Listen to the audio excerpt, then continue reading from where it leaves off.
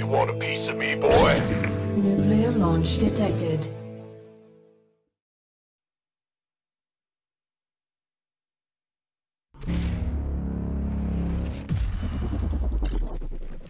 I'll be walking you through the process of buying our special StarCraft 2 Nation Wars 5 items. The 5th edition of the National Team-based tournament will offer special in-game items and an exclusive t-shirt. Thanks to our partners, Matcherino and Blizzard, you'll be able to show your support for your country and the tournaments inside and outside of game. Here is how you do it. First, connect to matcherino.com/NW5. You will be warped into this page. Click on Sign in the top right and choose your preferred account to link to Matcherino. It can be your Battle.net, Facebook, Google, Twitch, or even Twitter accounts. Now, scroll down the page and select the package you want. In terms of in-game items, you can buy any of the 32 national portraits to represent the country you love, support, or wish you were born in. I see you, South Korean portrait buyers. These portraits are at $2.47 and 30% of this will go to increase the prize pool of Nation Wars 5. You can get as many portraits as you want, but if you are a true hardcore fan of Nation Wars, we got you covered. The complete bundle for StarCraft 2 Nation Wars 5 will cost you $18.59 and will offer the entirety of the 32 national portraits as well as the 4 emoticons and 3 sprays created for the tournament. All of those are designed by the talented Nicolas Chaussois. Once again, 30% of the price will go to the prize pool. Last but not least, if you want to represent StarCraft 2 Nation Wars 5 in real life, like a boss, you can get your exclusive t-shirt designed by Nicolas Chaussois for $23.57. Once you selected the item you want, click on it. Select your region in the top right, the quantity you wish to acquire, add a contact email, type in the amount of money you need to pay for your items, and click on deposit. From there, you'll be able to use your PayPal account to add the required funds to your Matcherino profile. Once it's done, go back to the Matcherino page, check the tiny box to agree with the terms of service, and click on Purchase. You made it! As the stretch goal will get closer, some surprises will be unlocked for you guys. Visit the main page of Nation Wars on Matcherino to check this out.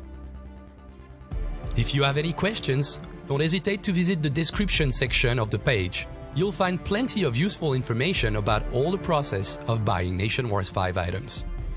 Enjoy the StarCraft 2 Nation Wars 5!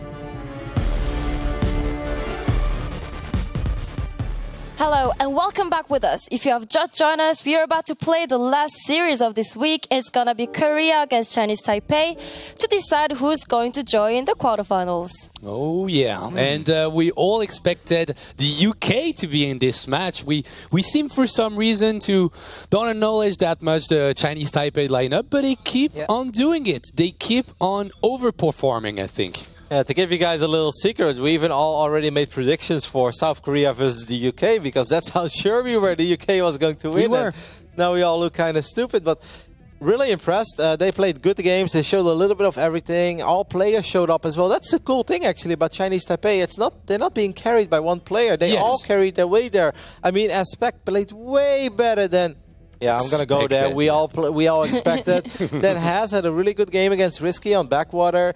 And then even Nice in that final game, really playing to the strengths of the map on a Biogenesis. Yeah. I mean, chapeau. I tip my fedora. Well done, guys. Chapeau. Chapeau. I like you learned a new word. Ça va, ça va. Ça va bien? Très bien. This guy. Is it going to be a massacre for Chinese Taipei? I mean, after we already keep predicting against them, it feels painful to put it like that. But I'm expecting a very, very fierce South Korean lineup here. Whoever starts first, I kind of think they will all kill. I honestly think that they want to erase that memory from yesterday and be like, well, guys, we have our occasional blips in Nation Wars, but don't forget who won last year. That was still South Korea, even though they did drop a series as well. Yeah. Korea going out in the round 16. I mean, if that happens, then what do we truly know about StarCraft? Then we know nothing. We know nothing. We know nothing. But, you know, Obviously, not an expected result. I think most of us believe that Korea would take it quite easily. We'll take a look at the predictions at some point, but definitely Korea wants to erase everything that happened yesterday. They did lose against a really, really sick major, well, I keep doing it, special yesterday that played amazingly well, and we know he can do that, but like we expect stuff from the Chinese Taipei lineup, but can they play at the same level as special? On paper, they should not be able to do the same thing. If they somehow get the job done there, the games are going to look very different. That's for sure. There's no way that like Nice is going to outplay Innovation in a 27-minute game. Like then I don't even know what I'm going to do. We just quit StarCraft if that happens. Substitute. Yeah, sub the casters, you know. Let's take a close look at this Korean lineup with Innovation, MMA, and Sue. A lot of people really enjoyed your flag segment yesterday. Oh, that's nice. Yeah. I can prepare some more for other nations. Yeah, I mean, it was cool, but I think not that many nations have a very deep meaning behind the flag as South Korea. Like, South Korea has a lot of elements, and then obviously you can talk about all the elements, but you know, if I could talk about the Dutch flag, it's red, white, and blue. And then our national color is orange. That's how much sense we make. Like. Why is it orange? My first guess is that there was a man once upon a time called Willem van Oranje, and Oranje means orange, and I think he was very significant in our history. I think he did a lot against the Spanish occupation that happened for a long time, and maybe that's Why, but you know, honestly, we just like orange. It looks good. It looks good. Okay. Looks good. Especially on a full build jersey, when we get to see it. In the stadium and everyone is orange, it's a happy color.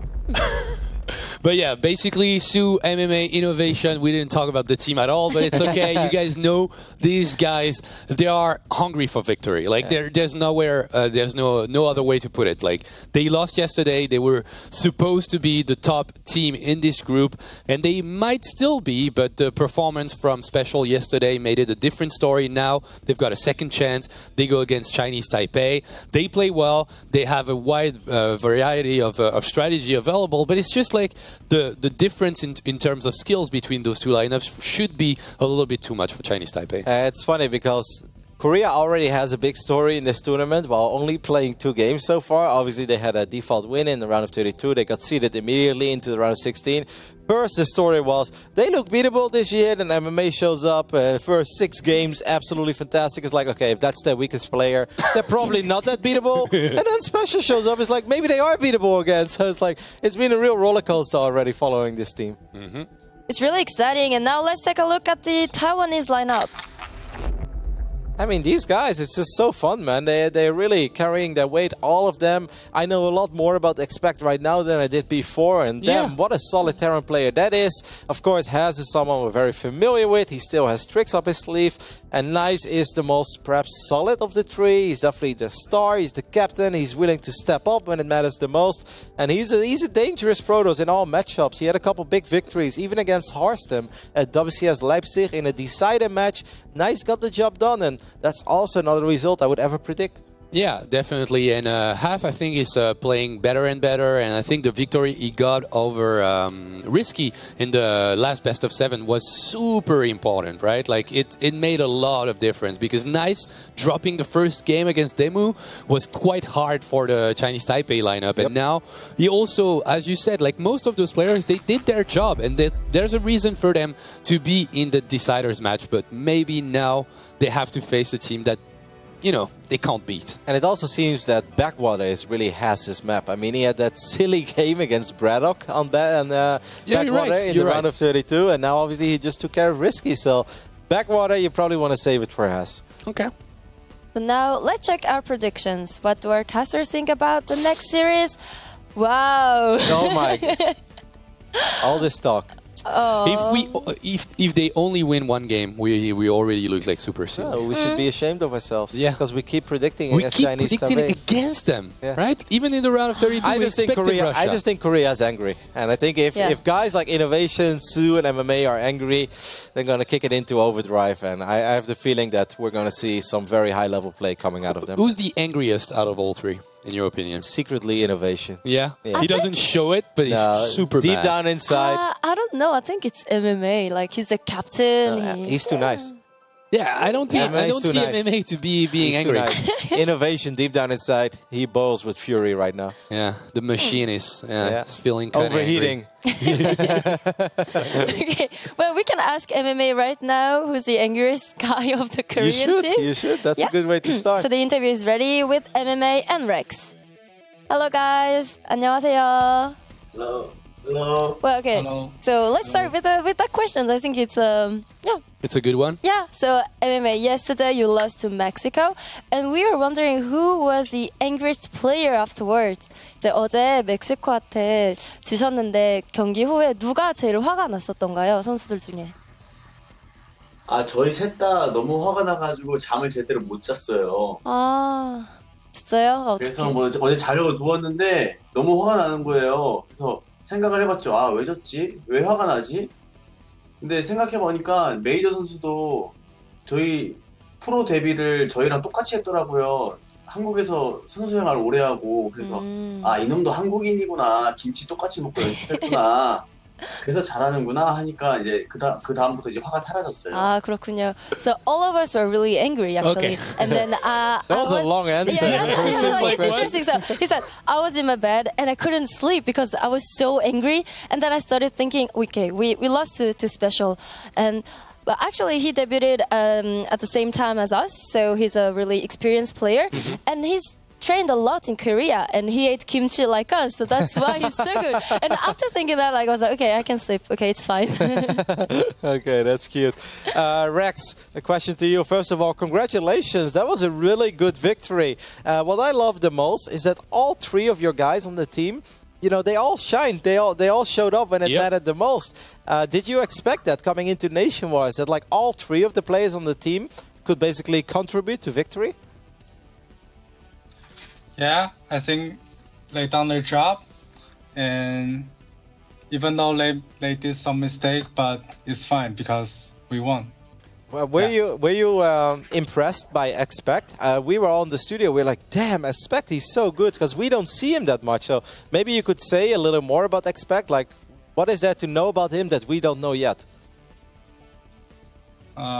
He's a solid player, and he play many micro games.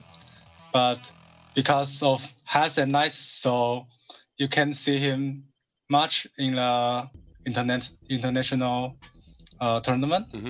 So we can expect something from him. Even he does it. Yeah, everybody does it. So if you would rate their skill level, do you think that Expect is like very close to Has or Nice, or do you still feel there's a little bit of a gap between the Protoss and the Terran? I think it's a little bit. How to say it? Below? Yes. Okay, well, we're impressed. We think Nice is... Yeah, sorry, go ahead. Yeah. Nice is now the highest rank in our rank, and Has is second, and Expect is third. Okay. So, yeah. Well, we think he's really cool, and he impressed us a lot in that series, so thank you. Yes. I have a question for MMA. So you're going to play against Chinese Taipei, and actually we all predicted UK to come, and now Chinese Taipei are here. Have you watched the series, and have you expect them to win? 이제 대만이랑 경기를 할 텐데 사실 저희들은 모두가 영국이 이길 줄 알았어요. 근데 이제 대만이 이렇게 올라왔는데 이제 대만에 대해서 어떻게 생각하시고 그 전 경기를 보셨으면은 이제 어떤 평가를 하는지 알려주세요. 이거 신영이가 맨날 하는 말이 있어요. 경기 길어지면은 못하는 놈들끼리 맨날 길게 한다고. 그래서 네, 거기까지만 말할게요. 그러면 그러니까 예상한 팀은 없던 거예요? 대만이나 영국 중에 누가 올라올지는? 예상팀이요? 네. 그냥 아무 팀이나 상관없었어요. So I didn't expect any other. I mean, like it doesn't care. It is not important for us. And there's something that Innovation always says. You know, there are about 7 sets games. The first year was 7 games long, and Innovation always say games last really long when they're bad. They're bad players. You know, it's just a savage. He's the angriest. I told you he's the angriest. You remember the interview on National Wars 4? Like he said, like so many mean things, Oh, like, really? like you know, like super straight faced. Like we'll go to demolish them. You know, we'll learn. We'll teach them how to hold their mouth. Okay, so maybe one question more to MMA. You guys lost yesterday, and I do believe that it was like a little bit frustrating for you guys. So now, do you really go into this match just to 4-0, get it out of the way as fast as possible? Do you expect a all kill from any of you guys? 그러니까 어제 멕시코 경기에서 지고서 정말 화가 나셨을 텐데 이제 오늘 경기에 임하는 자세가 어떤가요? 진짜 한국이 올킬할 수 있다. 약간 이런 자신감이 있으신가요? 네, 오늘 무조건 첫 번째 선수가 올킬을 할 거고요. 만약에 진다면 진짜 의심 한번 합니다. 아니 그만 하면 안 되지. 실력 의심할 거예요. 실력을. 네. Yes, indeed, we are here to all kill, and our first player is ready to all kill. And if it's not going to happen, but if he ever loses, I'm really going to doubt his skills. Okay. I have one final question for Rex. Obviously, you guys just finished the match against the UK, so you don't have that much time, but is there a plan to take on South Korea, which obviously is very scary, but did you guys already communicate with each other? Do you guys already have a game plan for this series? Yes, just trying to avoid some player. Like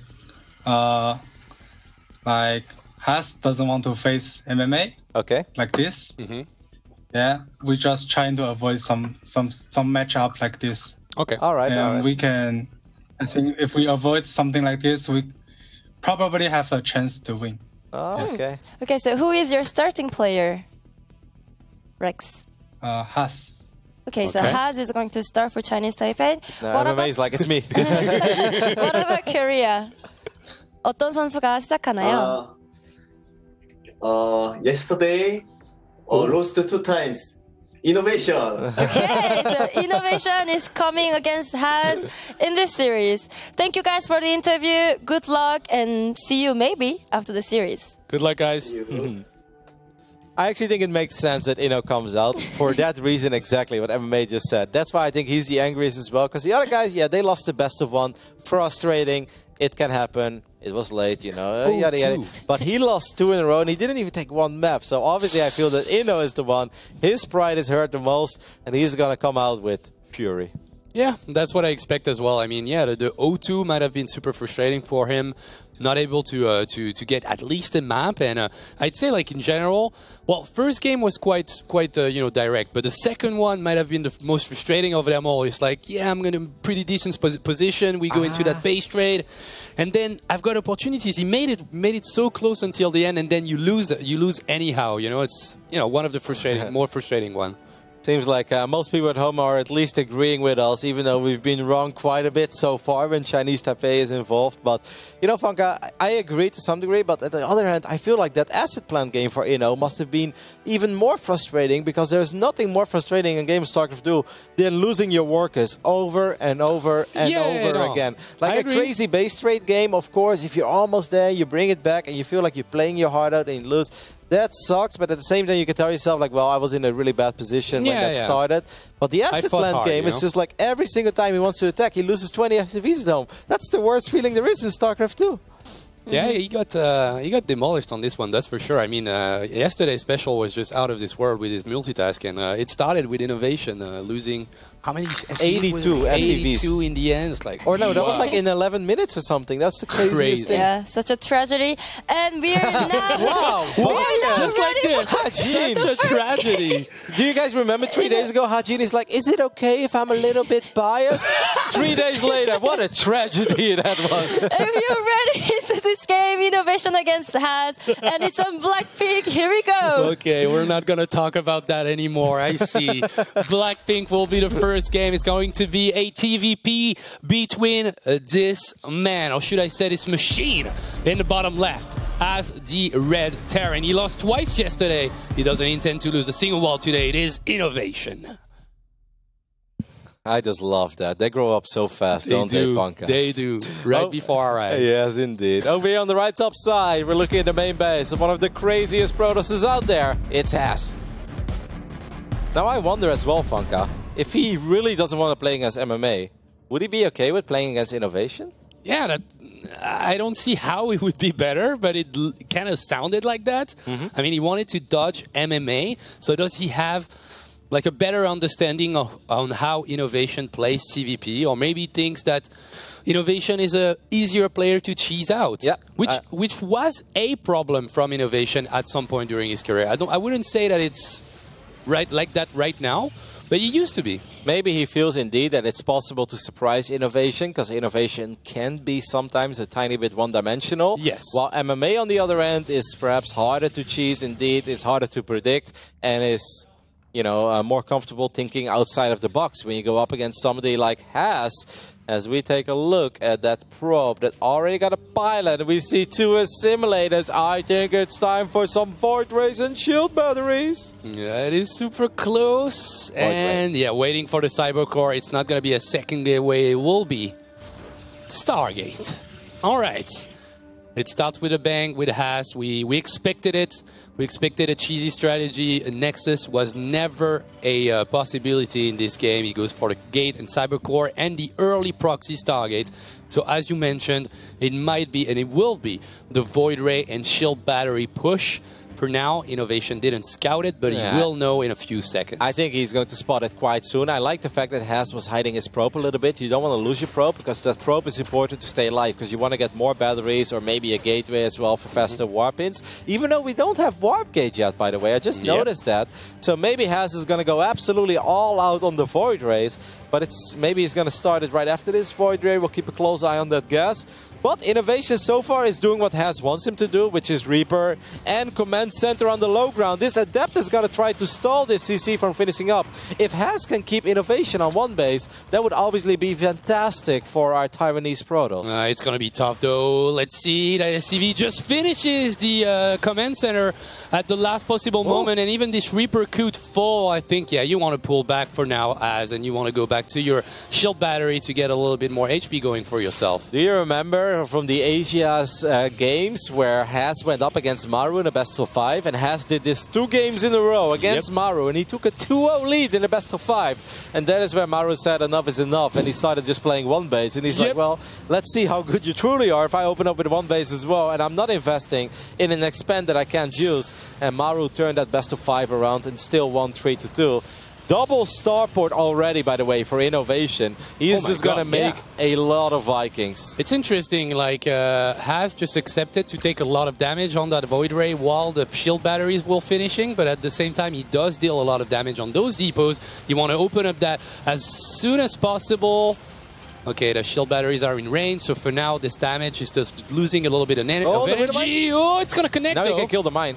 Yeah, he can kill the mine. It's actually not that bad for Haas. I mean, that's what shield batteries are for, right? That's what shields are for. I think what you want to do is kill that other depot as well, because you would supply block Innovation. Instead, he just goes for the bunker. There are a couple of SCVs repairing it. He switches targets there in the end while using prismatic alignment. I actually felt he had enough damage there to kill it. I think it was really, really close, but yeah, Haas figured it out. Figured out that he couldn't kill the bunker. I don't know if it was true, but he did go for it. Now, a lot more shield batteries are actually being planted down right there on the bottom of the ramp of Innovation. Lost a couple of SCV. That Stalker still alive, dealing a little bit of damage on that Cyclone, but now 2 Vikings are out, and there will be a third and a fourth one in just a bit. Widow Mine is gonna get it. Ooh, that was very close. The thing is, though, Innovation producing 2 Vikings at a time already. Vikings, of course, outranged Void Rays. Now, Void Rays can get their attack on. They have sort of a leash attack, so it will actually extend for a little bit. But it's very hard to get there, especially when there are multiple mines as well. I love all the mines, as that mine goes a little bit too far forward. Somehow doesn't die. Doesn't die, but doesn't shoot anyways, well, at least not on the Viking. Not on the Void Ray, but we'll take out a Stalker. As we see in the production tab, we've got a Fleet Beacon. So we'll have a Tempest transition from Haas. And I like it, but it's been scouted right away by Innovation. Yep, that Reaper is actually going to be very annoying. I'm not sure if the Adept is still at home. Did he keep that Adept? Yes, he did. Okay. Well, that was smart from him. Damn, he doesn't have many probes, though. Oh my goodness. 18. He has 18 probes. That's 18 nothing. Probes. Yeah, not even the perfect saturation on one base. He needs to build a couple of more. But the thing is, like, he's been producing so many shield batteries that he can't really produce that many probes. And now that he wants to go into Tempest, Well, you know, his minerals in general are just running a little bit low, Roddy. Yep, I love the combination of Widow Mines and Vikings. I think it's super smart how Innovation is handling this. Oh. He gets a couple of big shots off on the Void Ray. The Widow Mine connects as well, and that's 2 dead Void Rays very quickly. The Marines coming forward, and that means the end of this rush for Haas. And the end of the game is Innovation shuts it down in 6 minutes. Yep. Angry. Angry Innovation. The machine was like, okay, let me reboot for a bit, and now I'm a different person. I'm a different machine, and I will wreck every single opponent you guys give me. And for now, first defense perfectly handled. Flawless indeed. With the Reaper confirming the transition coming from Haas, everything was just perfect. The double starport very early on, so he's able to produce 2 Vikings at a time. So if you only have a single starport, then sometimes if you lose a Viking, then suddenly it gets weird. And if the Void Ray count is 4 and you have 1 Viking, if you go a little bit too far forward, you can't get really enough damage out to truly threaten the Void Rays. Yeah. I love the combination of the mines. I love how he was able to put those mines in good positions as well without losing them. Honestly, there is probably not a better hold. Yeah, it's a masterclass on holding this Void Ray shield battery rush. I mean, it was just perfectly handled, the combination and the right amount of units, and the selection that he made between Vikings and Widow Mines were perfect. We'll know the Chinese Taipei player in 30 seconds. And what I love there as well is that he's not stubborn. Sometimes Terrans are stubborn, still try to defend on the low ground, and that's where things get very tough, and then it takes a little longer for your units to participate in the battle. Just immediately made the correct call there. He's like, nope, I'll defend in my main. I've got 2 orbitals. I'm fine. You're super all in. Just very well done. Aspect looked good in his TVTs. It did. It did. The question is are the 2 TVTs that Innovation played today that hard? No. They won't go for the TVT. They will go for another PVT. Well, I don't expect Nice to do anything like what Haas just tried to do, or at least not a Void Ray rush twice in a row with this defense. You don't want to try that again. No. It obviously depends a lot on the map to see what Nice his build is going to be. I mean, I think he likes a Biogenesis against Terran because he seems really good in those silly Immortal Prism pushes, or even doing it a little bit later while getting a Twilight upgrade as well. That definitely seems to be a good map for him because he loves safe openings into 2 base. Call it aggression or call it a timing attack, call it an all-in. Phrase it however you want it. That definitely seems to be his favorite way to play. Now, we also know that he likes Phoenixes. Yeah. But Phoenixes are good against Terrans that are predictable. If a Terran is stubborn and they just keep flying the Medevacs in, you pick them off and then you get a few SCVs. But a lot of these Terrans, especially Terrans like Innovation, they're very good at like outmaneuvering Phoenixes, not showing units and only actually applying aggression when they know the Phoenixes are not where they could potentially be. So. Yeah. Now, I'd like to see something different than the Phoenix Colossi all-in that he showed like a couple of times. I don't see it working against a guy like Innovation. I mean, it didn't work on Demu, so might not work against Innovation. Depends on the scouting and everything. Obviously, if you know it's coming, it's easier to hold, but I'd like to see something different. You mentioned Roboplay, Immortals, Prism in the end, the early or mid-game stage of the game. Yeah. That's something I would like to see. Maybe on 2 bases, you go for a fast Prism, and you macro your heart out, and you never listen to Rotterdam. That's not really nice, though. I mean, I was right in the first day. Yeah. we're at day 7 now, but in day 1, guys, I crushed it. I was there. Hey, we've all been struggling. Who predicts these things? Who predicts special to all kill South Korea? Nobody. Chinese Taipei beating UK. No. I know that maybe a few people saw that coming. I think TKL was bringing up. He told you about it, right? Yeah, of course. That's what he does. Comes and says, he's like, what did you predict? I was like, well, I predicted the UK like most people would do. He's like, not me. I went for the Chinese Taipei. I was like, well, congratulations, man. Like, I don't know what you want me to say. So in case you guys didn't know, TKL and Toute sound exactly the same, which is the reason that Roddy is going for that. They both like StarCraft. They both play Protoss. They're both French. You do the math. Yeah, that's right. That's right. They sound. He doesn't have the tattoos yet.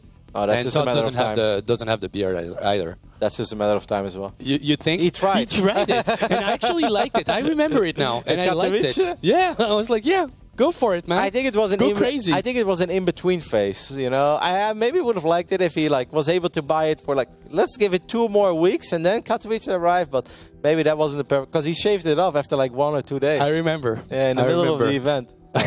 Good old Johan. We miss him.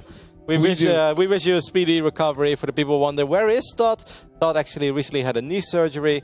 He's recovering. He showed me some pictures, and I'm really bad with like any sort of like medical stuff, you know, blood. And it's like I looked at it, I was like, oh, it gave me like these shivers. I was like, damn, mate, I hope you recover quick. Oh yeah. There is a chance that maybe, you know, around April 22nd, that maybe Johan Merlo is recovered by then. That'd be cool. That'd be cool indeed. We'd all be very happy. Le Todd on board here.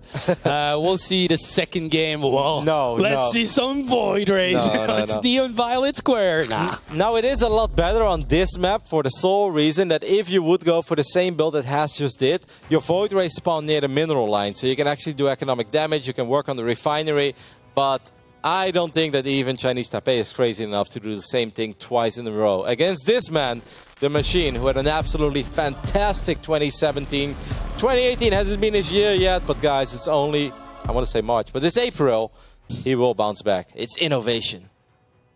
Yeah, it's a matter of time for the Machine to go on a roll again. Let's see if this guy, the other Protoss from Chinese Taipei, can put an end to an angry innovation. It is nice. Le Blue Protoss. You know what's crazy? That let's say South Korea wins this nation war. They do qualify for the quarterfinals.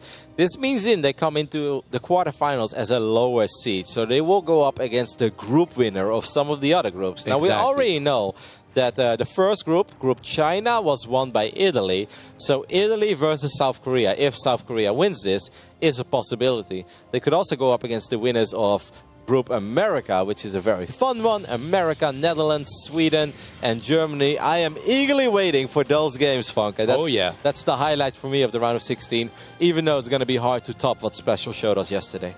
Definitely, and yeah, that's a lot of potential really tough opponents for the quarterfinals if Korea was to qualify to that round, but you know, that's what happens when you meet an angry Mexican like Special yesterday, that played out of his mind and secured a first spot in the round of 16. So let's see about this game. No cheese, no all-in on one base. We do have a Nexus from Nice as Innovation goes back for the same opening Reaper into CC.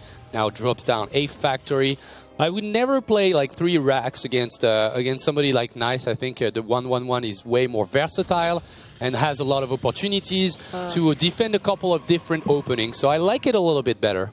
I liked what the Muslim did on Blackpink, though. To me, that made a lot of sense, because if you do open up with 3 racks, you get a lot of Marines out, and you can't really die against anything too early on. And I like this pressure as well, so I think it makes sense. On Neon Violet, I can agree with you, because, you know, 3 racks is a big investment, and it takes a long time to run towards the other side of the map on Neon Violet Square. It's just a regular Stargate opening, which I think that so far Nice is happy, because I think if you open up with a Stargate, you kind of want your opponent to open up with a potential mine drop, because you can shut that down. Now, of course, Innovation is an absolute master in this game, and if he somehow finds out he's playing against Phoenixes, he will most likely not just simply fly a medevac straight into those Phoenixes, but we'll see how this unfolds. Yeah, Nice decides to go for an Oracle, the unit that he probably, well, he mostly skipped when he opened Stargate. Now the Adept will reach the mineral line, get an SCV for his troubles, maybe a second one, Innovation. Ooh, that was a questionable micro for a bit right now. Nice is going to go and shade in aggressively once again, at least gets a little bit of scouting going. Yeah, he should have let it finish so he can get the other SCV. I mean, the SCV is 1 hit away.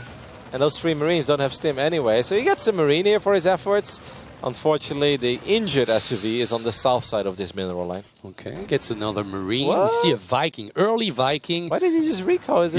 He recalled the Adept to defend against the Reaper, but... He has an Adept.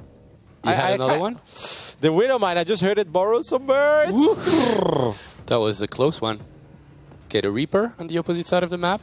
I think it's gone. Okay, so the recall was questionable, but I don't know. We'll see. Well, the Adept being recalled was a little bit questionable, as Innovation goes for a Viking defensively as well as a Nibe. Now he will drop down 2 more Raxes to go back into the bio play. He's playing very safe so far. He doesn't want to invest too much into a drop, afraid of losing it. Perhaps, you know, he feels that there are a couple of Phoenixes being produced behind that Oracle, which of course he did spot because it was in his main base. Well, like what Inno's doing so far, this is just very safe, no risk. He's not investing anything. Even saw Phoenix is being produced as well. So we do have that Phoenix flying to the other side of the map. Nice. It's like can I find something somewhere? It's going to be very hard to find any damage. But what I do like from Nice is that he's already going up to 3 bases very fast. He's getting the Twilight and the Forge. I would love... Ooh, that's a dead Phoenix. Yeah. I would love a +1 armor and a Zealot build. I think that makes a lot of sense if you start investing into, let's say, a high Phoenix count. You know, 6, 7, 8 Phoenixes. But already a lot of mines being produced. Yeah, that's the thing. Like the reactor that you build out of this factory, usually you swap it out for a second barracks, but he kept it in place and now builds mines 2 out of 2 super quickly, super constantly. I should say the Widow mine will get picked off right there. So nice play. Even taking the fight with the Oracle, but he will lose it in the end. So gets the Phoenix though, or the Viking though. Can't blame Nice for trying to take that fight. I looked at it, I was like, a couple of Marines, but good focus fire by Innovation there. He's okay with losing a Viking for the Oracle, of course. There's another mine in the... No! That could have been a dead Phoenix. Oh my goodness, if that mine connects as well. It's one of the great Terran strategies against target openings is put mines in random positions to the other side of the map. Because a Phoenix player doesn't look at his Phoenixes while they're traveling in the middle of the map. That's when you macro at home. And once your Phoenix units start getting close towards enemy units, that's when you pay attention. But the random mines, that's the real strength of Terran against these Phoenixes that fly around, because you don't pay attention to Phoenixes very far away from enemy forces. Yeah, definitely. You don't have the APM to do that. Obviously, you need to watch some other places on the map to get your macro going. Speaking of macro, it's going to be +1 and Glaives on the side of Nice. So I'm going to go for that old school Phoenix Adept build that was all the rage throughout the first months of Legacy. Let's see about that timing. +1 attack is done. We've got stims, still no shields, and only 2 medivacs. What I'm worried about, though, is that his Phoenixes are so injured already. Is he going to let the Shade finish? No, he doesn't. The mine count is so high. He really needs some friendly fire here. It is a doable hold, absolutely, because Nice has plenty of gateways, but he needs a good Shade, and he needs to make sure that he doesn't end up losing. No, he's not going to have to accept the Shades. Once again, he could go for the Phoenix drag and use the Phoenix to get some friendly fire going with the Widow mines. You just split your Adepts up all over the place. Then he actually shades in like that while all the Adepts are on the north side. That's a terrible engagement. It was super ambitious on the side of Nice, but it didn't work at all. And now Innovation can push calmly on top of the ramp. Actually will pull back for a bit, unburrowing his Widow mines for a bit. But I don't think that other Shade would work. He will try to do it. There's still a couple of mines that didn't shoot, and all these Adepts are just gone now. It's way too clumped up. All the Adepts super clumped up. GG. Innovation takes a very quick and clean 2-0 lead over Chinese Taipei. I actually felt that was doable there for Nice in the end. If you would, I like the first fake Shade to buy time. The second fake Shade is like, okay, now it's getting really close, but I can still live with it. But then I think you just shade in, you spread your Adepts a little bit. The mines fire all over the place, but they will connect with the Terran units as well. Then the Phoenixes fly in, but all the Adepts were clumped up, and the worst thing about it is they were on the north side of all the Terran units, so the Marauders were still in front of the Marines, and then you can't kill those Marines. Yeah, execution-wise, it was just not handled properly, I think, on the side of Nice, because as you mentioned it, we were looking at, 8 or 10 gateways? Yeah. He had a lot of production going for himself, so if he waits in a concave at the top of the ramp, then I could definitely see it working. I think that's the moment he accepts some of the Shades, or is that yes, that's the moment. Yeah. It just didn't work. Not at all. Look at the damage dealt by those Widow mines. It was just too massive. I think if he shades a little bit all over the place, then flies in with the Phoenix as well, lift the Marauders. The mines, yes, they will fire, but they'll kill a lot of the Terran units as well.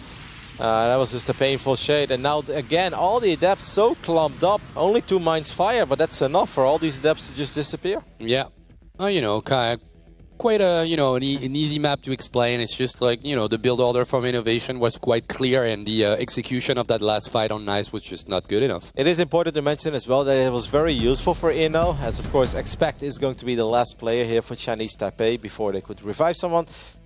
Getting a couple mine hits off on the Phoenixes before a fight like that is so sweet, because then if these Phoenixes fly in a little too early, the Marines will stand there and they'll gun them down so quick, because those Phoenixes didn't have a lot of HP anymore after they ate a couple of pretty big mine hits early on. Yeah, especially with a sick timing like this. He already had +1. Makes a lot of difference when you're trying to shoot down a Phoenixes. Now I can smile again. I was quite worried. Like we were watching the first game and with Jess behind, and I was like, oh my god, there's 6, 7, 8 shield batteries. But she was like, no, you can it's okay. It's okay. They don't shoot. Yeah, like the shield batteries, they keep units alive, but when the units are gone, the shield batteries they don't do that much. If they can reaper each other. If Protoss doesn't win a tournament soon, maybe we should give him a little attack. I agree. Like a little Nexus charge, you know, that range I'm thinking of as well.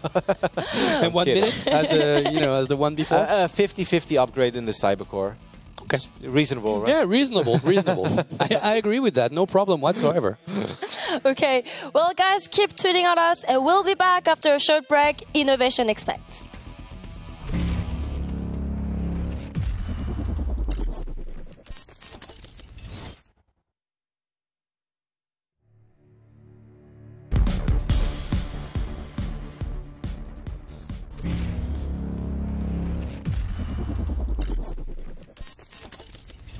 시청자 여러분, 안녕하십니까? Hello and welcome everyone into this last series of the day. It's Korea against Chinese Taipei and we already have 2-0.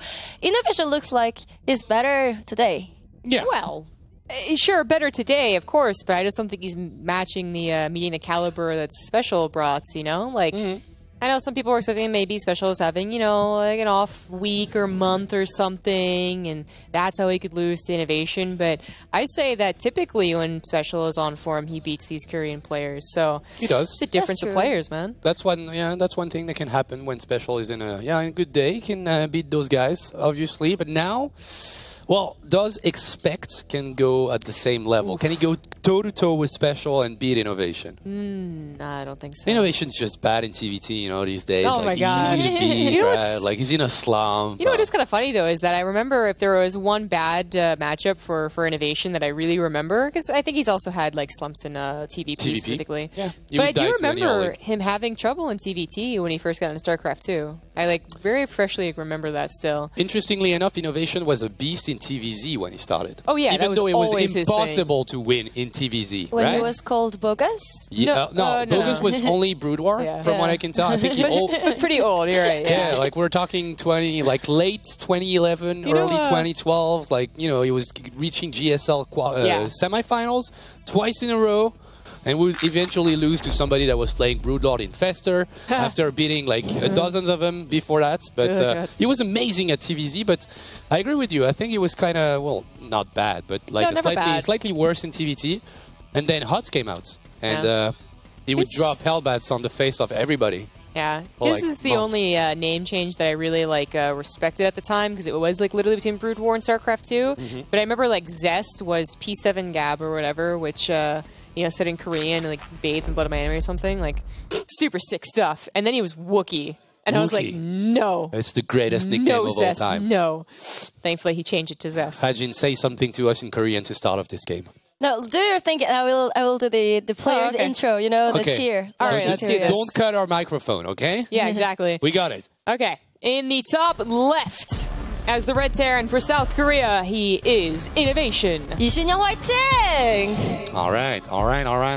Can you do that for this player as well? Or do you do it only for Koreans? No, I can do that. All right, let's go. In the bottom right, he is as well a Terran player. He is in the blue, representing Chinese Taipei. It is Expect. Expect tayo. I'll do it in Chinese. I mean, like, I was like, is she going to do that? Sick. That is so sick. His fancy pants. Oh, yeah. Introducing. What, actually, I just lost the word. There's a word for polyglots? Polyglots, something. It's called polyglot in French. Oh, really? When you can speak multiple language? Yeah. Is that what we're talking about? I'm pretty sure there's no L in the English term for it, though. But yeah, freaking polyglot. God. So fancy. So cool. She went away. She couldn't take it. She's not interested in those guys. Nope. Okay, so what do we have here? We have Catalyst and a TVT. Expect they'd have a decent TVT versus a Muslim. Well, more than decent, actually. The Muslim is no slouch in the matchup. But Innovation is that, you know, just entirely different beast. His games versus Special were still pretty damn top tier. Even if they were like slugfest, so there was sloppiness, it was forced by just how skillful both of them were, can expect really do the same thing. I just don't think so.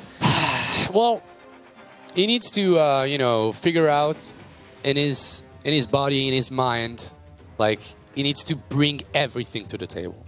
If there's one TVT he needs to win, and I'm not talking about, you know, you get 9 loss in a row in ladder, and then that 10th game you're really angry. You want to win it. You want something even worse than that. You want to like if your life depended on it, right? Maybe you can do something then. Remember, I lost 9 games in a row. In the 10th game, I was like, just calm down, just be okay, you're cool. And then he DT rushed me. I actually like hurt my fist really bad pounding the table. True story. I can see that happening. I broke a couple of keyboards in my time as well. Yeah. Hurt my hand a couple of times as well. You know.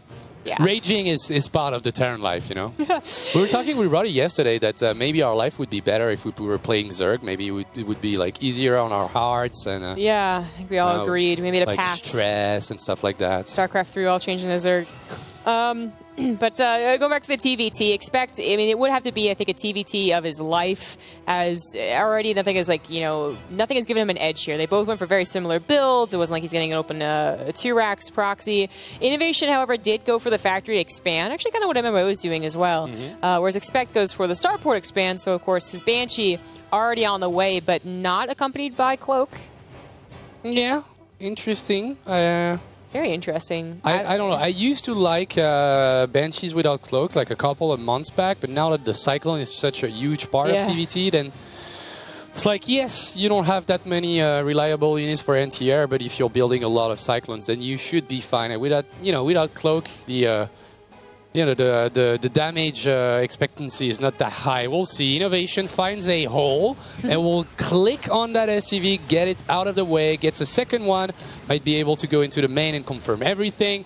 This is the starport with the tech lab, but nothing working there, and the Hellion will maybe get another one. No micro going on the side of Innovation on this one, so only 2 SCVs, but that's already a lot. I don't know the exact timing of this build's Cloak, but I wonder if it was could theoretically already been done, so Innovation is still like a little worried about it.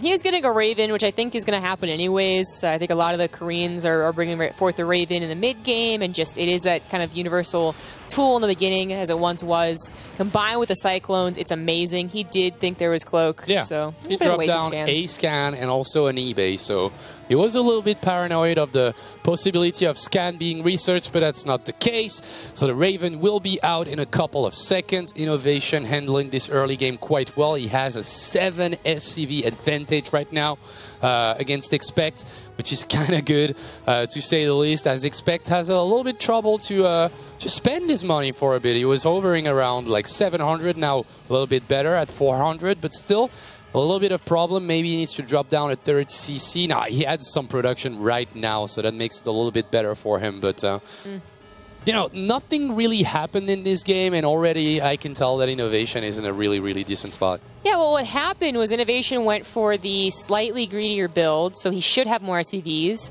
But as someone who didn't go for the greedy build, who technically kind of went for a more aggressive one, Expect should have been able to do something. But he already cut his power by not going for Cloak, which I still think is a very odd decision. You just don't really see that in this matchup. Versus Zerg, sure, because you just want a safety Banshee versus Roaches, but I don't know about this matchup. We'll see what he can do with his Raven. He will have faster production, and this is something that Innovation has plenty of experience against. Oh, actually. Expect you need to react. If he loses everything here, that could be quite terrible. Loses a Hellion, a couple of units on top of that. As Expect is actually going to cross the map. That was the sickest mine of a Reaper I've ever seen. How many units were touched here? A lot. This actually starting a little bit awkward. Innovation getting a little too cocky for seeing the army like that, but this honestly is not that scary of a drop if you just spread a little. It's just really the tanks. But you can't really fight right there with only 3 Cyclones. You need to wait for the Marines, right? Yeah, there's 2 tanks. He's got the vision of the ramp.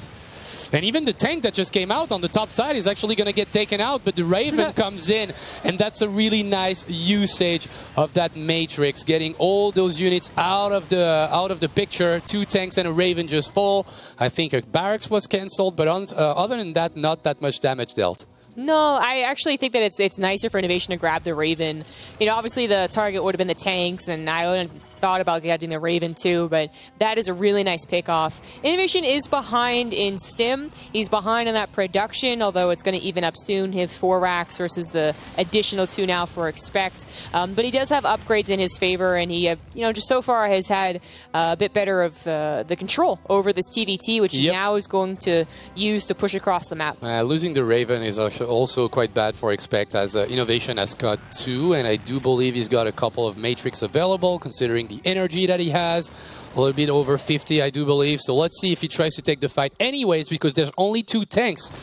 So does he try? The positioning on the tanks of Expect, quite good. He's actually going to use a rocket, a missile on the Marines to lower their shields, their armor, and that one tank will fall as the Marines have to go back. They did use Stim because it's done now, but Innovation gets a really, really great position right here with 3 tanks. And I do believe that he can hit the command center, or at least some SCVs that are mining gas right now.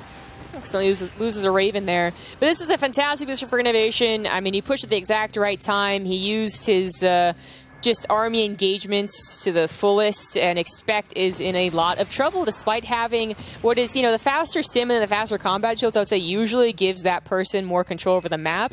He just didn't have really the units at the time to do so, and now he's trapped. So it really doesn't seem to matter that his combat shields are, 10 seconds faster.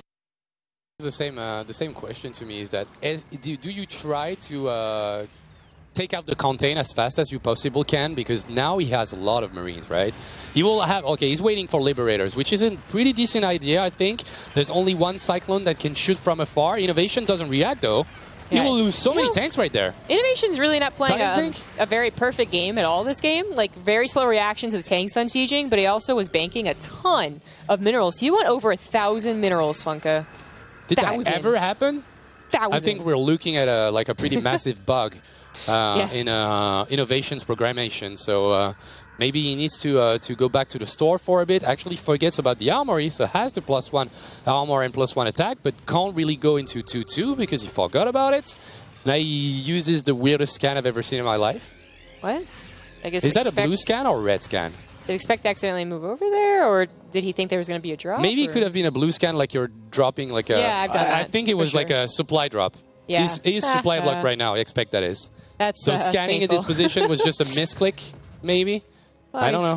Yeah, can't really use his... What are you trying to tell us, Mapu? That's a massive army. It is quite good, actually. Expect is up about 10 supply, but he is down in that armor upgrade, which took forever to start. What is going on? Uh-oh. Base trade. Potential. This is quite bad. It's going to bypass the sensor tower. It's going off the right side. Okay. Innovation doesn't... He did have a spotter, so he knows. Expect could just stim right away. That's what he did earlier in the TVT that he played against the Muslim, and now that's a lot of Marines that will get dropped down. The 3 tanks are in a perfect position. Can the Raven do enough with the defensive matrix? 2 tanks will get taken out right away, and Innovation tries to take control again of his natural base. That first shot of the tanks was massive, and every single Marine just fell for Expect. I can't believe how bad that fight went. Gee. What? Ravens, what? Good unit, man. Excellent use of the Ravens. Sit down. No, okay, I'm gonna sit down. Excellent use of the Ravens. So obviously he kept his alive a lot longer. Only lost the 1 and had 2. And then just, I mean, this is actually exactly what we saw in his games versus Special. He even had a worse position or worse army supply, but his actual understanding of how to take engagements with Bio Tank, just it's really hard to outclass. Yeah, but. That looked like a good fight for Expect. I think the tank positioning. Obviously, the Raven make it a non-factor because just those tanks can't really fight if they've got the matrix on. Well, they can't actually fight. But I was just like interested in the fact that all those Marines just blew up and there was nothing that Expect can do, even though he had like a really good army to fight against. But I don't know. Ravens were pivotal in this game. From the defense of this double drop to the last fight to winning this fight as well. Yeah, it was pretty sick. Expect even really tried desperately to stop this from happening with his tank positioning. It was almost good enough, but Raven's pretty good too. quick reaction with the Liberators, but something I didn't really get to talk about either was that Expect wasn't just desperate to base trade because he had fallen behind, with upgrades or anything like that. He just didn't have a third CC, Like, he was all in, and Innovation didn't even really seem like he was reacting to that. He just kind of played his game and was like, oh, right, that's your entire army? Cool. All right, I win. Yeah, the GG was expected after he lost his entire army, considering there was no third base. But it's just how bad it went. So the first shots of the tanks, massive, obviously, but also, and that's something that I didn't realize back then, is that he didn't have +1 armor, which is, in a massive marine fights, makes a lot of difference considering how fast the marine shoots. 17 seconds before we know who is going to be revived. Who has the best chance? All of them kind of got slapped down, to be honest. I don't think he sent out Haas. Nice, maybe. Nice. I think it's the better. Nice. It's the better shot, but I can't say for sure. Yeah. Okay. Nice. Good. Not disagreeing with or agreeing with me to the last not second. Agreeing really. Yeah, exactly. Maybe, So it's going to be nice. I want to see something like really out of meta or something coming out from an ice. Like, you're not gonna win a macro game. He kind of did something out of the meta with Phoenix Adept.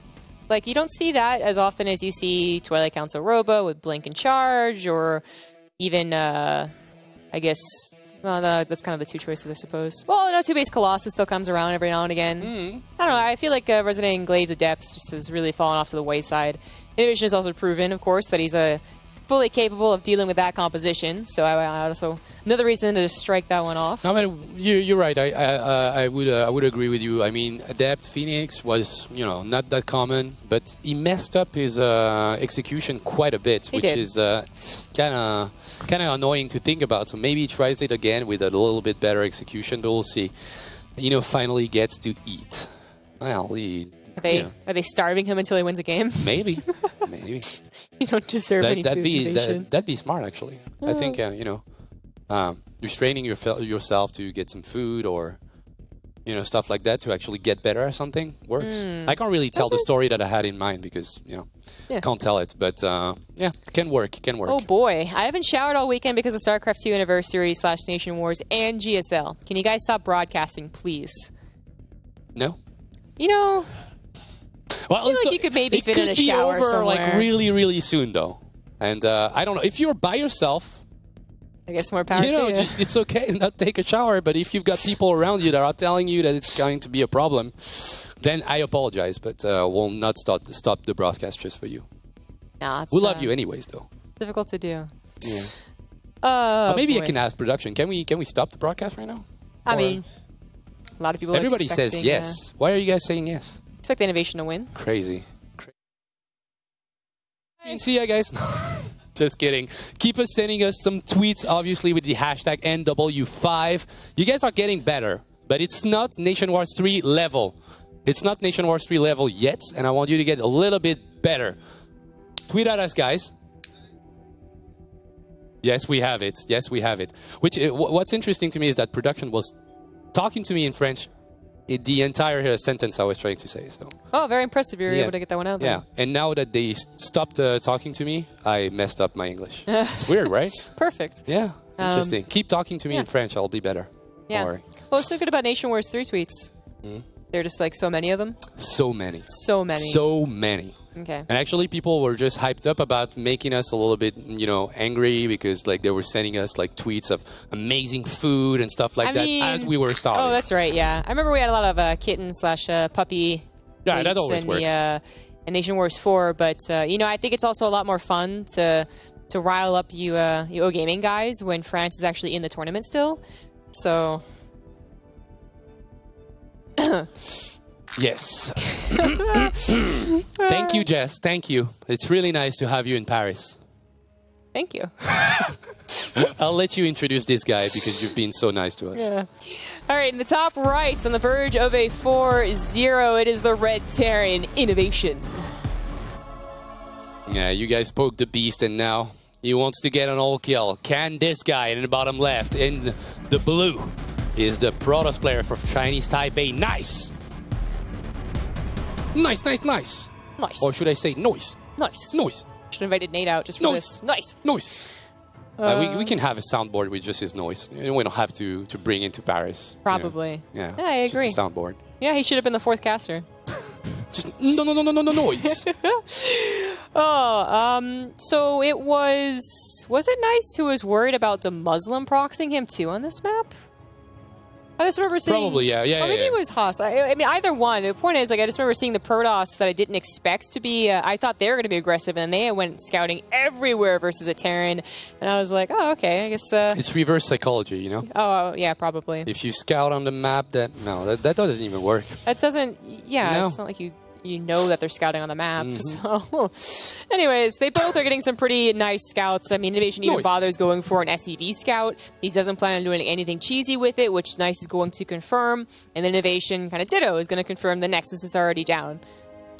Yeah, pretty standard opening for now. I'm just waiting on the confirmation. Like, what is Nice trying to do in this game? Like, does he go for a robo play, something with like Immortals, a quick Prism or something? Or do we see something that he tried before? But it's just like, I would think that trying the same strategy over and over again when he failed before, it's just not a good stuff to do, right? Like, you want to try something different. And maybe you could argue it was just the execution that was not on par on the first opposition between Innovation and Nice, but it felt like it was more than that. Like, Innovation kind of killed him by accident, you know? He kind of killed him by just being Innovation. That seems to happen a lot when Innovation faces just like not top-tier Koreans, basically, or I guess Special or the Cero, or like the really top-tier When he faces human players? You mean? Yeah, like not gods. Yeah, exactly. No. That's what I mean. Non-gods, non-machines. Where he won't necessarily be just like really reacting to anything so much as he just like makes slight accommodations and then still does his macro thing. Like even the game versus Haas, which was very all-in from that Protoss player, he still kind of he spotted appropriately, but it was also just in stride. He was like, yeah, okay, I see you. I see what you're doing. Let me just do my thing. I'm not interested. Yeah. Okay, that Whatever Reaper was denied. Didn't see the Twilight Council, did it? No confirmation on the Twilight. So do we see, like, is this Glaives? Is this Blink? Is this DT? Just Blink opener. Blink, okay. Yeah. Nothing too impressive. Although I guess with the recent trend of Protoss versus Terran, we've seen a lot of Stargate openers. We've seen some Robo openers. So I guess we do have to slightly talk about this because it is a more of a macro opener that you could expect even in different circumstances, different tournaments. You could even expect this build 75% of the time if you had a lot of macro Protosses. But no, just going for the Blink here. There is a potential to kind of do some type of contain. There's even a couple of cheeky, like, you know, pseudo attacks where you try and take advantage of them without a bunker, without a tank. But most of the time it is just a defensive property. Go for the third base, add on charge a little bit later. You get a Robo, of course. And Innovation would have loved to have scouted that. He scouted the Robo, though. He clicked on it. That's a pretty good Robo scout at the time. Yeah, I think that the timing of it kind of tells the entire story, right? Like, you see a Robo that was not being rushed. Well, it could be after a Stargate still, but even wouldn't it be quick if it was after a Stargate? And you still don't see any Stargate units as well. Yeah, so. Exactly. I think he's kind of like, you always have that time where it's like, okay, it's past Oracle the clock, whatever that is. Past Oracle clock. Yeah. I like it. But I do love that he goes from Missile at the front. You see that Robo, and I guess there's always that fear that Dark Shrine's also being put up with it. I think that'll be slightly different, but it is just useful to have that at the front. Then you do worry about potential Stalker attacks or even just dealing with multi-pronged attacks, maybe some Stalkers at the front and then Debs in the main. I mean, there's still some aggressive tactics that Innovation has to be a little bit worried about. But, you know, he went for this 1-1-1 and adding on the barracks. He could have gone for a drop, and he could have gotten the kind of secondary scout you get as a Terran, but instead he just stays at home. Yeah, he's playing the passive... the passive way in this game, and I do like it. I mean, you know that even if you take a little bit too much precaution, you should be fine. Like you know who you are as Innovation. It's a machine that got the consciousness in general. He knows that he's good. He knows that against his opponent, from what he calculated, he should be better than him. So not moving, not taking that many risks, I think, is a pretty good understanding of the game. And now he scouts the gold base from Nice, so he basically knows everything he has to know, and he should feel comfortable now. Just playing a normal, decent macro game. 3 barracks for now. We'll add on a 4th and 5th one at some point. Yeah. Maybe, well, should throw down a CC before? Getting some more gas, actually. Yeah, you can attack and slap down the third, unless he plans on doing a 5 racks, but I don't think there's like really a need to. I think, yeah, playing the macro game that Innovation is known for is fine. That Wouldn't Mind was really an excellent scout. You're kind of still a little bit in the dark, but you see the third time and you kind of breathe a bit of a sigh of relief, like, oh, I'm not about to be overrun by charge lots of something stupid. This Wouldn't Mind was also pretty cleverly put in the brush, but did want to kind of, I wanted to try. And tried it did, but it only got a single probe. Yeah, Stalker. Not getting the job done. Well, this is a nice scout as well. Is the Widow Mine going to see the army? He sees it. Yeah. Like he sees 3 sentries and a zealot. That Widow Mine is just a hero. Yeah, you kind of already figured that they have, obviously they have Blink Stalkers, so they're probably following up with charge lots, but still, I mean, in the confirmation, Widow Mine was quite the scout. It's better than the Reaper. Okay, when do we see the third CC? And the Prism gets a really good positioning in the main base for Zealot with charge. Will get whopped in as Innovation leaves his base. He will go straight for a tech lab that he expects maybe to have like the shields on, but it's only concussive shells. They will not finish. The ESCVs are being pulled away from the main base as Innovation knows that he's got bigger fish to fry. It is this base, the third base on the gold. Oh my god, the force fields might have been amazing, but he just missed it in the middle. Yeah. So sad for Nice. And then his Zealots actually kind of funneled through the force field as well, so it kind of turned on him real bad. But that's just a bit too big of an army. I don't know if Innovation also got time to click on the upgrade to see that he actually will be ahead here. Innovation. Oh. What happened to you? Yeah, I thought you were good, man. Yeah, I thought you could play StarCraft. What the hell?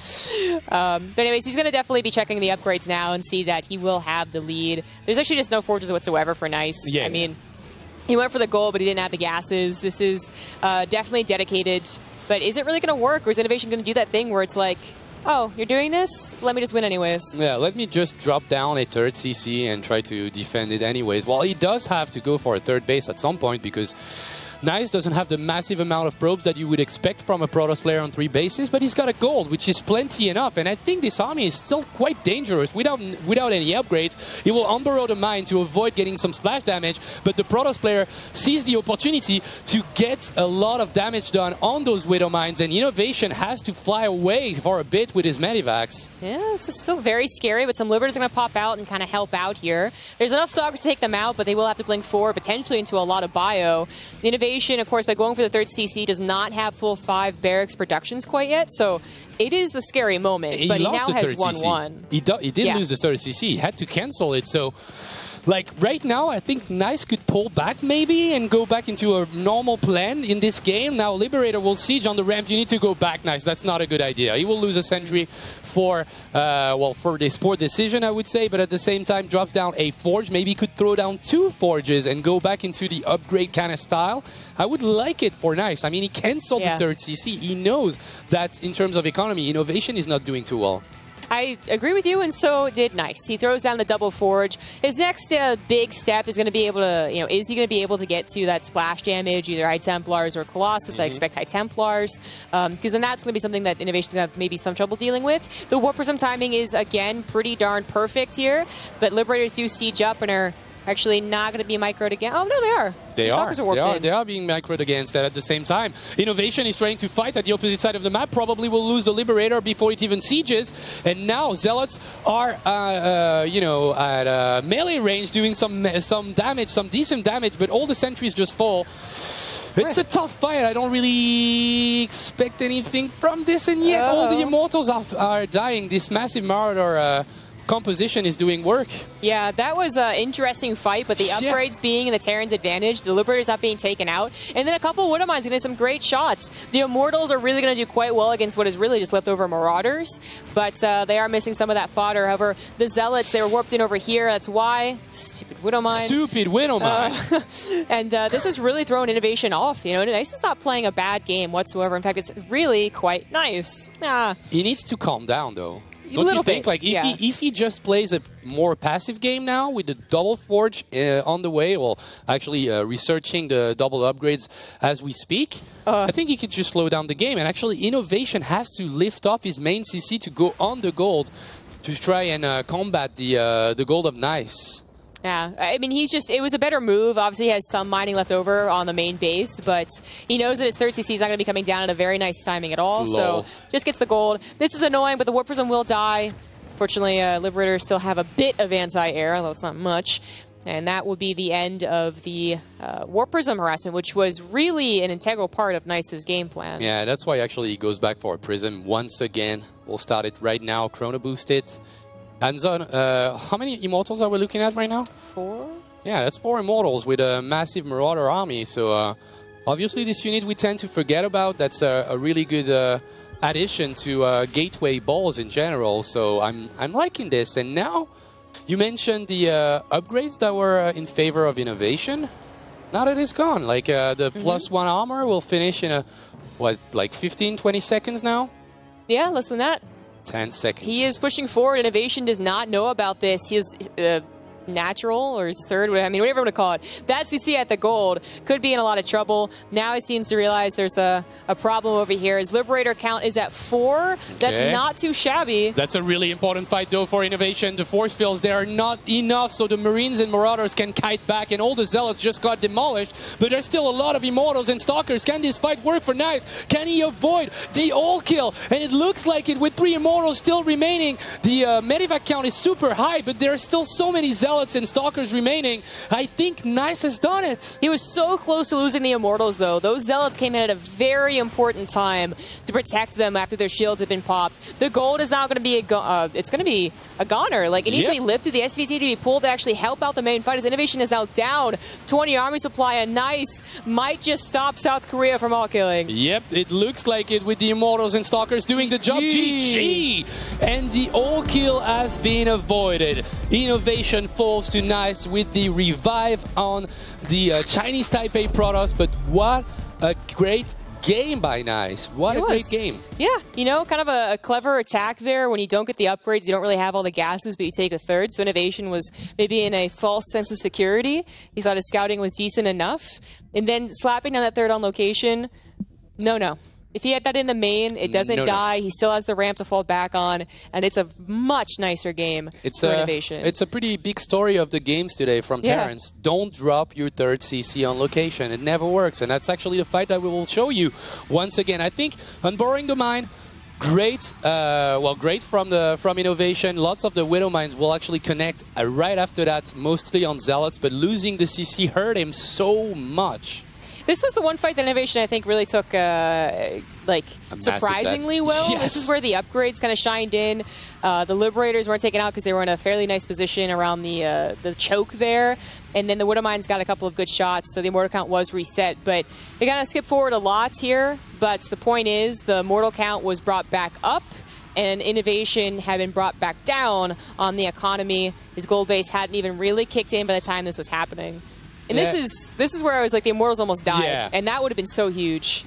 Yeah, definitely. He spread himself a little bit too thin while trying to get that gold base. I know it would look like a good decision back then, but maybe taking the base on the right side might have been a little bit better. But in the end, we can talk a lot about the decisions that Innovation took in this game, but we can also talk about Nice that, interestingly enough and smartly pulled off when he was trying to get the attack going on the natural, and he saw the Liberators, went back, dropped, slapped down double forge, went for double upgrades, and tried to finish the game right after that. So I think it was super smart. It was a really great game. Glad to see that Nice doesn't just go for Colossus. He adds some flavor in. Yeah. Immortals. Well, Immortals. You like the flavor of Immortals? Yeah, there's also the Adept Phoenix that he tried last game. Right. Like, he's really mixing things up. Nice takes a point here for Chinese Taipei, and Korea is one victory away from their qualification to the quarterfinals. Okay. And now I'm curious who's going to be the next player. Is the captain coming here, or Sue wants a win? I feel kind of like Sue would just be able to just deal with it really easily. MMA is a question mark. Innovation just lost, and then he sent on MMA. The other Terran, the lesser Terran, like, what do you? I go for Sue as well. We agreed. Shoot. See? And it's gonna be MMA, the Korean captain, who comes here to try to lead their team to the quarterfinals. I feel like Sue would be kind of just like the game over, like let's end it here. But MMA maybe just, I don't know, I feel like he'd be in chat saying like, let me at him, I can do this, I'll show you Innovation's not the best. Like, I still feel pretty strongly about that, but sure, MMA, let's see it. No, of course. It's always a blast to see MMA. It's always annoying to look dumb on camera, and that's what happens to us all the time. I actually predicted 4-1, and then Yeah, switch to 4-0. Yeah. Me too. Yeah. But it's not over Rats. yet. I mean, Nice played a super great game. Now you send out another Terran. It's like, yeah, you wanna lose again? Like, Can we just this? take a moment and imagine a world where Chinese Taipei does win this group? We should. We And it's should just think like, about that. Whoever the group name is going to be a curse. You know what? China I didn't do make it. think it looked a little bit like this in Nation Wars 4. I think most of the title groups, like the title nations, they didn't finish. At least they didn't finish first. And I think a couple of them got eliminated. Okay, That'd be crazy. We can have a funny bet here. Like, if Korea doesn't make it to the quarterfinals, I'm going to wear a panda costume next time. Okay. Do you know where to find a panda costume? I have one. I have a panda she already has one. I was about to say, did you look at her? Of course she knows. No, she has it already. It's even better. Okay, so next game is gonna be MMA against Nice. I'm Backwater. See you after the break.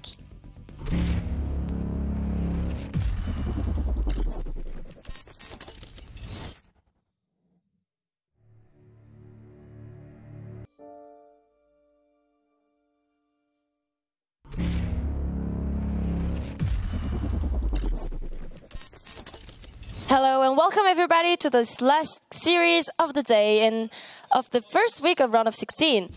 And today we're gonna know if Korea or Chinese Taipei are gonna join the three other nations already qualified for the round of 8. Yeah, things looking very good, of course, for Korea at this point. But it's very nice for Chinese Taipei that they were able to get a point on the board. And I love the style that he did it with. The only change that I would suggest is drop those forges like a little bit faster because you had all the time in the world. He had the gas. He's playing a low gas style, but you still have enough gas to get those upgrades out. But other than that, that's a really good victory. Yeah, it is. I'm glad to see that they're able to put a point on the board. But can they put another one? Actually, I believe they can. I think that taking on Innovation, even if he's having like an off day or he feels particularly bad about Protoss, because I guess when we did start the group, I was talking about how I think Protoss was going to be South Korea's weakness. I didn't guess special at all, but I guess that kind of came true. I just kind of forgot about it. But now you're throwing out MMA, another Terran, who I also think has problems in this matchup pacing-wise. I don't think he fully grasps how he wants to play it. So I'm really quite concerned that this might go into they need to. And I think I'm going to stay to cheer for MMA because when I cheered for against X-Facts, you won and then you lost to Nice. So I'm going to stay to do the cheer in the beginning. Oh, okay. Gotcha. They are up 3-1. Come on, Hajin. Don't do it. They are far enough ahead. Either way, here we go with potentially the last match of this nation war. In the left top side, we're looking in the main base of our Korean Terran.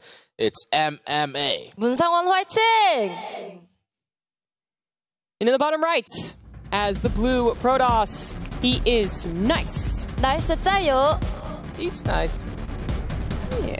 Curious to see if he's going to go for the same build. This is not a bad map for it, but it is important, I think, if you want to open up with a Twilight, that you do scout, that you're not playing against a 2-Rex or a 3-Rex, because you need to make some adjustments to your play if that is actually the case. Now, there's obviously only one entrance into all 3 bases here, so even if it would be a 2-Rex or a 3-Rex, if you throw up a shield battery or 2, you should be fine with 3 gateways and a robo. I would say never change the winning team. He had more success with that build than he had with his Stargates build. So, come on, Nice. Give us another good old blink into charge. Hopefully into slightly quicker Forges game. Hopefully that's what he does. You will be getting some scouting done as MMA not doing anything too cheeky. I wonder why MMA was thrown out after seeing Innovation go down. Did he like Backwater? Does he think that Innovation made a very glaring mistake? I think it's banter. I think it's like, I'll show you how it's done. I agree. I think that he really wants to show that MMA is the true force to be reckoned with. Class is permanent, and while Innovation has been on everyone's mind as one of the top 3 Terrans in the world, MMA is like, well, this will make me shine above him. Yeah, it's absolutely a start, of course, this comeback. This, I would almost say, inevitable comeback for MMA. It's so fun to see him part of the scene once again. Now, it is a factory follow-up, so this is not a 2-Rex or a 3-Rex opening. Let's see what Nice decides to do. Is he going to go back to that Stargate, which he has struggled with, or is he going to stick to his Twilight opening, where, once again, this is a pretty good map for some good old charge or blink into charge playstyles. Chronon Adept for now. MMA he did make a Reaper. Is it just with the Naga? Yeah, he's keeping it at home. Oh, it's just a... Oh, no Reaper. Yeah, he just made a Marine. So I can probe an SCP. Oh, I mean, maybe that's why Nice is actually chrono boosting out at depths here. I mean, if you just have a single Marine, there is nothing else. There's a good chance that maybe MMA is going to go for some Cyclones here. That would make a lot of sense. Otherwise, he's incredibly vulnerable against almost anything that Protoss can throw his way. Cyclones, yep, there's the first one. So maybe he's going to do one of those good old Cyclone and maybe 2 Hellions behind it, or just 4 Cyclones, or we'll see. You know, I was mentioning how MMA, I really feel strongly that both Inyo and MMA had, we're going to be weak against the Protoss of this group, and then it was mostly Chinese Taipei, so then we finally get to see it. Great. But then I want to elaborate a little bit more as to why I think MMA is weak. It's not necessarily that his macro or micro is weak, obviously, right? Because he wins in the other matchups. It's really like he has some older builds. Like he asked someone, what is TVP like 6 months ago? And they're like, this is winning. His pacing's a little bit off. He doesn't quite grab the right decisions at the correct times like our other good TVPers do. And this just kind of like reminds me of that. So the Cyclone opener into the fast third. This probe is actually super important because it's a straight up 3-gate opening. Now these Adepts will shade into the Cyclone. Losing the Adepts is painful, but did MMA spot that pylon?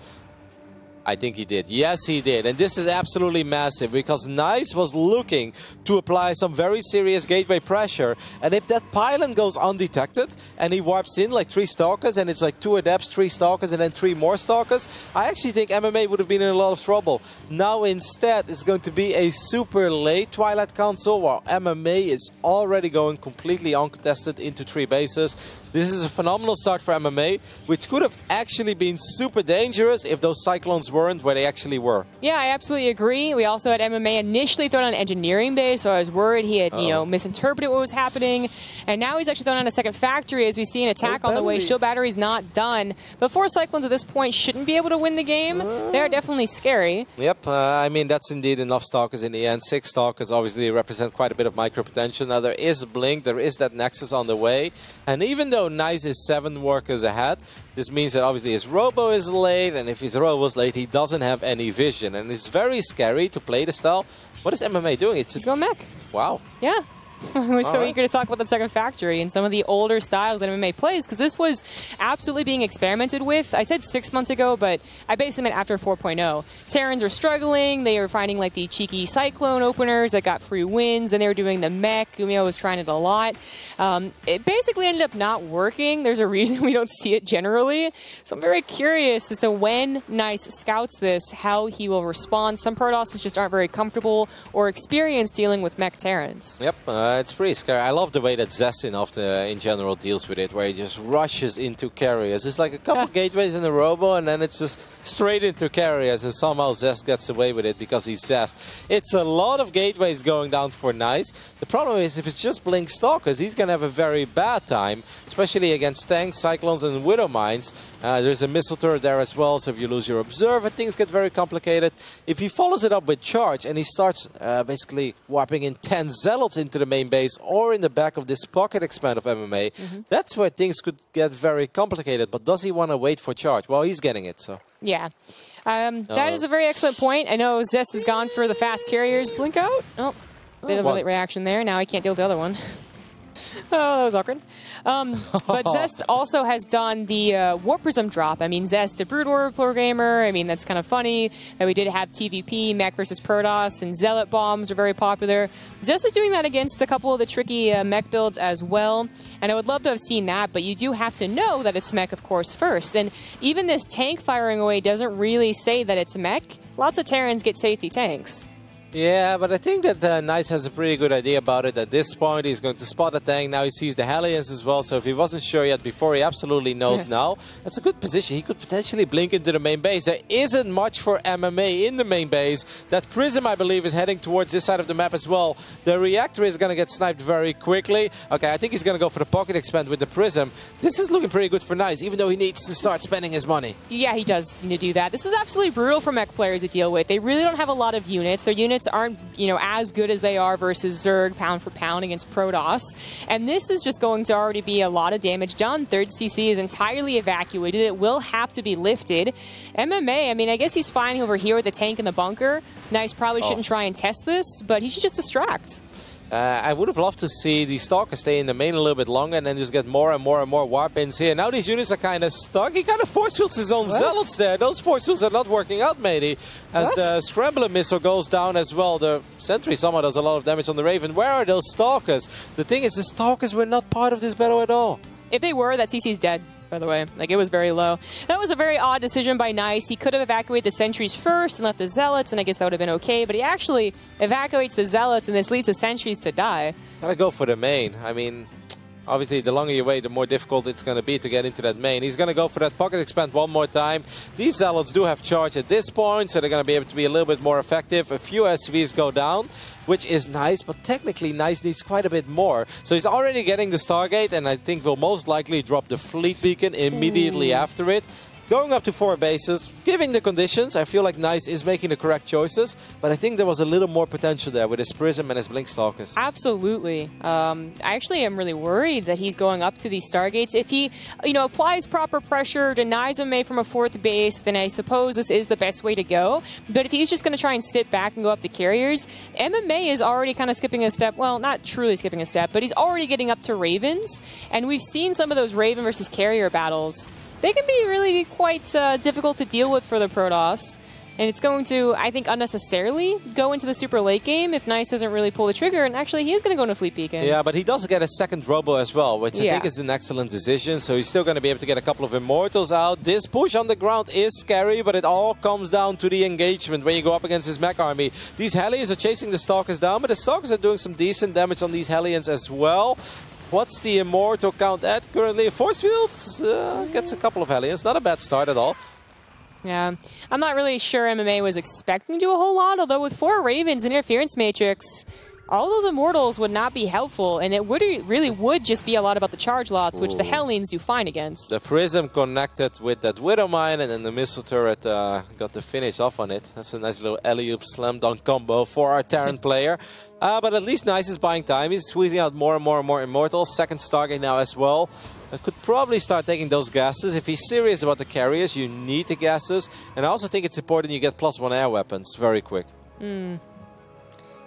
Oh, it's definitely an interesting game as MMA is going to be allowed to really grow that Raven counts, where maybe in a different game, Nice has already tried all-inning them and tried, winning the game. But Nice is able to get so much here. Upgrades for both ground and air. Air plus ground armies are going to be quite large. I mean, this is going to that late game, and no one's really beating each other out necessarily on it. And I don't think anyone's going to be stopping each other from it either. Like, no one's really going to be able to push here. What MMA has really achieved, though, with this move out is that he bought a lot of time for himself, and he's throwing that 4th base up on location, and it goes completely uncontested, which obviously the 4th base is pivotal for a mech player. He really needs to get this as well. You don't want to run up that ramp. That's a lot of Hellbats. These Zealots are going to absolutely disappear, but as long as Nice buys a little bit of time, if he takes the first fight with 3 carriers and the Immortals that he has, that should already be enough, because there isn't that much anti-air in this battle. But obviously MMA doesn't want to give him the time to get those carriers out. MMA pushing through here. Ravens are going to be useful whether it's against the ground army or the carriers. If the carriers pop out, don't immediately have all of their interceptors, but there's not a lot of anti-air besides the Ravens here. No, there isn't really any anti-air. I think there's a single Cyclone in the mix, and that's about it. A couple of Interference Matrixes have been used, and obviously you could use Interference Matrix on these Hellbats, and tanks are getting very close, though. Carriers, you kind of need to show up right here and right now. You can't deal with the mass amount of Hellbats that are around. 4 Immortals just really is not that impressive as he really stopped reducing his ground in favor of the carriers despite continuing to upgrade them. When the carriers pop out, they might just be able to push this back as the Ravens are mostly out of juice. All the tanks are still sieged up. I think a couple of the Zealots were coming in as well. A couple of other turrets are going to start working now that one Cyclone is like, I'm still here, I can shoot up. These Zealots coming in from the left side now as well. That's one dead Nexus. Both Robos went down.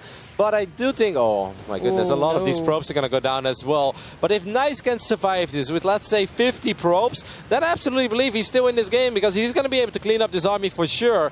If it's 50 probes and 3 Nexus, I think he's still in it. But he needs to start saving some of his workers. It's already down to 31 probes, and this 4th Nexus is about to go down. MMA just not being cleaned up fast enough is also now responding to the carriers with a more concrete method, and that is with Drilling Claws and Widow Mines. lines. Oh, you gotta love the timing here of MMA. That was really well done. How he pushed forward, how he secured himself that fourth base easily, and then just went for it. If he's more passive about that push, he starts fighting 3 carriers, and of course he has interference matrix, but that was pretty much all he had. You could see how quickly the battle changed when those carriers showed up.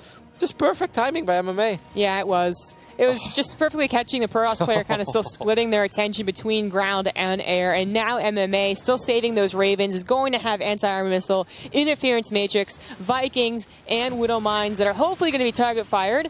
And actually, that's just it. Yeah. MMA is able to close it out for South Korea with mech versus Protoss. I kind of feel like we got robbed from some fireworks there in the ending. I think we all wanted to see 14 Widow mines with drilling claws running into a bunch of carriers, because that is Terran happiness in a GIF. So I feel a little bit robbed here, but well done. MMA played a very solid game there. But I think we both go back to that Warp Prism moment. It's like, that's that phase in the game where there isn't that much for the mech player. The Prism was able to get into the main because there were no missile turrets there yet on the south side of the main. That was the moment for Nice. It was. I think that he could have done a lot more damage. I mean, the 3rd CC even got low to sentry attack, so that's like really not a great sign. And then the follow-up, I think he maybe could have gone a little bit harder into one direction or another. He was still upgrading, you know, ground, but not really producing it, and then trying to go to carriers. He could have either gone faster to the carriers or just more immortals, and would have had a bit nicer of a time. What's funny as well is that it seems insignificant in the end when you see a long game, but that probe early on being spotted by those Cyclones, that changed everything. Otherwise, we're looking at a potential 4-gate. You're looking at a lot of pressure from Stalkers against just a few Cyclones and a very greedy mech opening with no tanks yet. There's a really good chance that if Nice gets his pylon up, he gets his gateway up, that game actually ends in 7 minutes, because on paper, his build would have been really good against a player that has no tanks and only a few Cyclones. Yeah. And it's not like you're like allowed to roam free with Cyclones every time you do this build. If you go up against someone who does have quicker blink, then you actually are sacrificing them and potentially getting countered even harder. So it was just a really good bit of luck there, finding it, you know, actually going up against a build that wasn't quite ready to go unless there was the pylon. And then, of course, I guess MMA just choosing his timings correctly. So GG. Yeah, the later part of that game was really cool. I think some of the Terran mech nerds out there, they got pretty happy out of it. Yeah, certainly they did. I feel like I need to put like a PSA on that VOD, you know? Like, this does not always work. In fact, rarely does. Don't try this at home. Your results will not look the same. But. Yeah, exactly. So GG to South Korea, who just qualified for the round of 8. And so they joined Italy, Norway, and Mexico, who qualified yesterday. So let's check out the brackets. What a beautiful bracket it was. This group really delivered. I felt our first group, obviously it was awesome because of the Raynor show, but there was a lot of CVZs. But I really feel that this group had a lot of surprising results, some absolutely fantastic games, of course, in particular with Mexico versus South Korea. But even, you know, Nice taking a game of innovation, Chinese Taipei taking out the UK.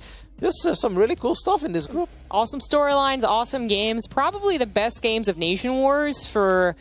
I want to say quite a while. I mean, I hope the next groups deliver, but it's going to be really hard to top Special versus South Korea. There is one man who can do it, though. Who's that? He puts 5 on it. Ah, the M-Can man. The M-Can man, guys. But that's going to be the last group, actually. That's not going to be our next group. Our next group is going to be the group with Cyril and Kalazur and a couple of other fantastic players. Exactly. Well, now we have the Korean players with us for our interview. We're going to congratulate them over their qualification. Oh, Oppa. Hello. Why you look tired? Oh, perfect timing, MMA. Congratulations for your qualification. Maybe I got some few questions from the Korean chat. I was checking Crank. And so this is for innovation. 네, 우선 우승 너무 축하드립니다. 이제 첫 질문은 신영이한테 할 텐데 어제 스페셜한테 2번이나 연속으로 졌잖아요. 지금 만약에 다시 하면은 이길 자신 있으신가요? 솔직히 요새 게임을 너무 안 해가지고 태태전 그 개념을 좀 까먹어서 좀 진 것 같고 다시 해도 또 질 것 같긴 해요. 자신이 없네요, 태태전. Honestly, I haven't practiced that much, and I'm really not confident for my TVT. I lost all concept of this matchup, actually. So I think I'm gonna lose again if I play against special. You asked him about special, I guess, yeah? Yeah. Okay. Sorry, I didn't translate the question in English. No, I asked. I'm so sorry. So I asked him like if he would go against special again, would he win? Oh, okay. And he said no. Gotcha. Interesting. So could we ask why MMA was yawning at the start of this interview after he just played a very intense TVP? 이제 인터뷰 시작할 때 문성원 선수님이 이제 하품을 하셨는데 이렇게 방금 경기를 해놓고서 왜 이렇게 하품을 하셨는지 궁금하다고 합니다. 그 경기 전까지는 이제 계속 긴장이 돼서 뭐 하품 이런 게 안 나왔는데 경기 끝나고 이제 딱 긴장이 풀리니까 갑자기 졸음이 막 쏟아지네요. 지금 한국 시간으로 새벽 6시인데 그래서 그런 것 같아요. I was really nervous before the game, so I wasn't that tired. I wasn't feeling it. But now that it has ended, I just was relieved, and that's why I yawned. But it's only 6 a.m. in Korea. Yeah, it's pretty late. So I want to ask MMA, like, you know, I didn't expect him to come out after Innovation lost because, you know, another Terran brethren loses to Protoss. Was he confident on the map? Did he think that he could do better than Innovation? What was it? 이신영 선수가 지금 이제 성원이 오빠가 나오셨는데 이게 왜 어떻게 선택을 하신 거예요? 그리고 이제 이 맵을 혹시 좋아하셨나요? 아니면 어떻게 자신감이 있으셨나요? 윤수가 아니 이 친구 동생들이 너무 이렇게 자신감이 지금 없는 것 같아요. 아니 물론 어제 다 메이저한테 털리긴 했지만 아니 저는 당연히 윤수가 나간다고 할 줄 알았거든요. 근데 윤수가 맵이 구리대요. 나이스 상대로. 그게 말이 되냐고요. 우승 그리고 DSL 커리어 얼마나 높은 우승은 못했지만 이건 아니라고 봅니다. 그래서 제가 나갔어요. So I obviously thought Sue would be okay with this, but Sue was like, I don't like this map. I don't want to play this map against Nice. And so everybody's like, he's complaining about his younger players. He was like, Sue is really experienced GSL players, and I was like, oh, why? And then just MMA came because Sue wasn't confident enough. Okay. I feel really bad about keeping him here too long because it's so late and they all seem really tired. But I would like to know from each player, maybe MMA first, then Sue, and then Inno, which nation would they really like to go up against and why? So in the quarterfinals? Yeah. 자, 이제 8강에 진출을 하셨는데요. 8강 때 정말 이 나라랑 한번 떠보고 싶다라는 그런 나라가 있나요? 그래서 MMA부터 대답할게요. 저는 8강에서 폴란드 아니면 독일이랑 하고 싶어요. Poland or Germany for MMA. Okay. What about Sue? 저요. 저는 미국이랑 하고 싶네요. USA? Oh, okay. Oh, and innovation?